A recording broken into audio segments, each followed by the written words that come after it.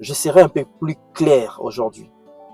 Les gens qui veulent venir aux États-Unis en ce moment, en tout cas, je vous prie de venir légalement. Soit tu as un visa de travail, soit tu as un visa d'études. Viens vraiment pour étudier.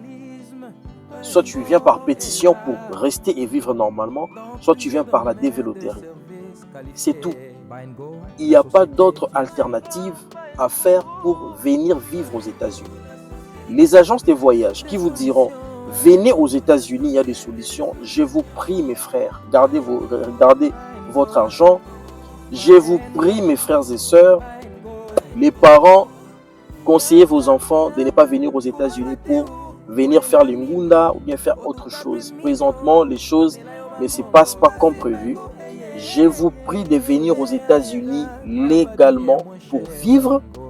Si vous avez la pétition que peut-être vos frères ou vos sœurs font pour vous, soit carrément, vous venez pour les études, étudier réellement. Parce que si vous n'étudiez pas réellement, sincèrement, vous serez déporté. Si vous venez par la pétition, ok, vous faites les choses qui ne sont pas recommandées par l'État américain, vous serez déporté.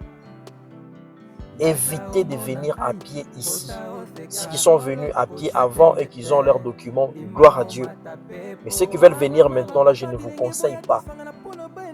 Aucune agence de voyage a une solution concernant le document aux États-Unis, tout comme au Canada. Aucune agence de voyage.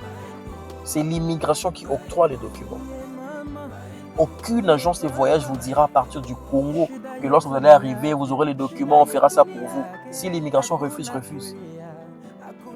Donc moi, je suis en train de vous conseiller, je vous prie mes frères et sœurs, de très bien faire vos dossiers. La vie est partout. Moi, je n'exhorte pas les gens de seulement sortir pour réussir. Tu peux réussir au Congo, mais voyager, ça ouvre maintenant l'esprit et la compréhension pour mieux faire évoluer ton entreprise, mieux faire évoluer ton business, mieux faire évoluer ta vie personnelle. Vous pourriez très bien réussir au Congo. Vous pourriez très bien vivre à Kinshasa, à Lubumbashi, sans pour autant vivre à l'étranger. Nous, par exemple, la jeunesse, moi, je suis un témoin vivant. Moi, je n'ai pas réussi, pas comme telle la vie, mais j'ai une vie paisible.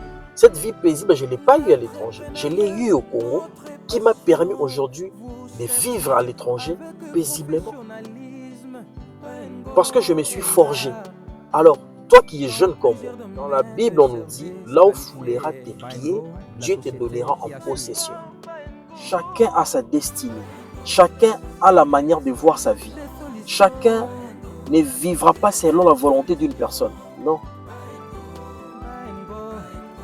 Il n'y a pas de très bonnes décisions et de mauvaises décisions. C'est faux. Il n'y a qu'une décision. C'est les conséquences maintenant qui déterminent si c'était une très bonne décision ou une mauvaise décision. Et en étant humain, nous avons la facilité de le corriger. Alors moi, je t'exhorte, tu es jeune. Il faut entreprendre. Si tu as la grâce, la chance de travailler quelque part, travaille sérieusement en étant correct, investi à côté pour entreprendre. C'est très important. N'oubliez jamais qu'il faut investir dans la vie. Après 20 ou 10 ans, il faut se poser des questions. Si tu n'as pas encore investi, il est temps. Il n'y a jamais eu tard dans la vie. Il y a de ceux-là qui réussissent leur vie à 60 ans. Il y a de ceux-là qui réussissent leur vie à 70 ans. Alors toi jeune, tu es dans les trentaines, tu es dans les quarantaines. Pourquoi tu as peur de la vie? Pourquoi tu as peur? Pourquoi tu as l'angoisse de ta vie? Travaille, réfléchis, investis, tu réussiras ta vie. Merci.